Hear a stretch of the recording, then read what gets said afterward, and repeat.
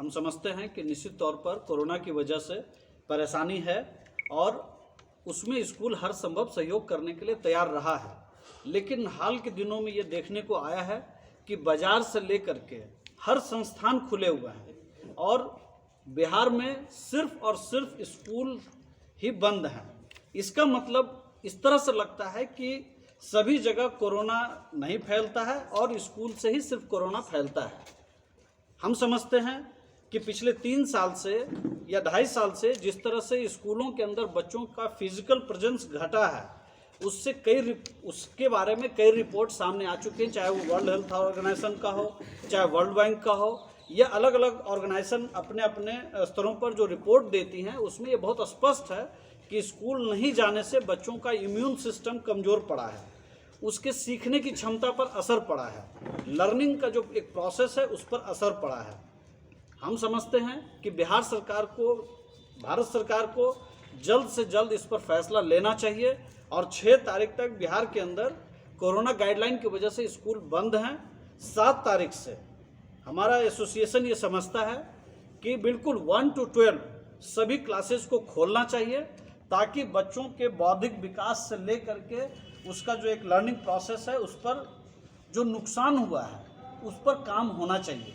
अभी आपको मालूम होगा रघुराम राजन जो रिजर्व बैंक के पूर्व गवर्नर रहे हैं, उन्होंने बहुत स्पष्ट तौर पर कहा कि स्कूलों की जो हालत बना दी गई है पिछले 2.5 साल से कोरोना की वजह से, उससे आने वाले 20 सालों तक सबसे कमज़ोर पीढ़ी से हम लोग का सामना करना पड़ेगा।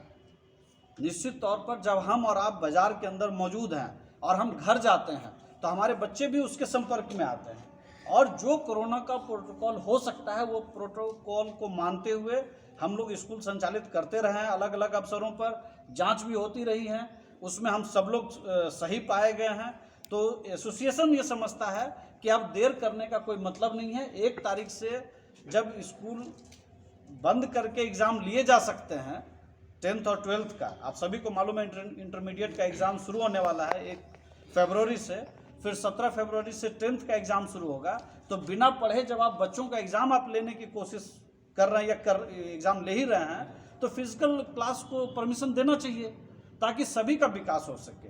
और सरकार की तरफ से बहुत कम सहयोग मिलता है प्राइवेट स्कूल को। प्राइवेट स्कूल के सामने आर्थिक संकट भी है। आर्थिक संकट इस रूप में है कि हम लोग अपने तरफ से गार्जियन को हर तरह का सहयोग कर रहे हैं। स्कूल लंबे समय से बंद है और लाखों नहीं करोड़ों शिक्षक और नॉन टीचिंग स्टाफ स्कूल की पूरी अर्थव्यवस्था को पर निर्भर करते हैं। अभी एक रिपोर्ट आई थी कि सिर्फ स्कूल बंद रहने से 30 लाख करोड़ का इकोनॉमी इस देश का बिल्कुल अस्त व्यस्त हो गया है। निश्चित तौर पर न सिर्फ शिक्षा का मामला है बल्कि इससे जुड़ी हुई एक अर्थव्यवस्था भी है जिस पे करोड़ों लोग निर्भर कर रहे हैं। उनकी रोजी रोटी का सवाल है, उनके घर चलाने का सवाल है। हमारे शिक्षक हैं, स्टाफ हैं, बस से जुड़े हुए जो लोग हैं, सभी लोगों का सवाल है।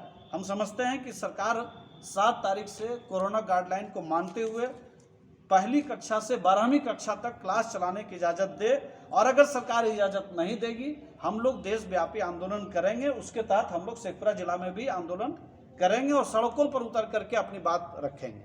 धन्यवाद।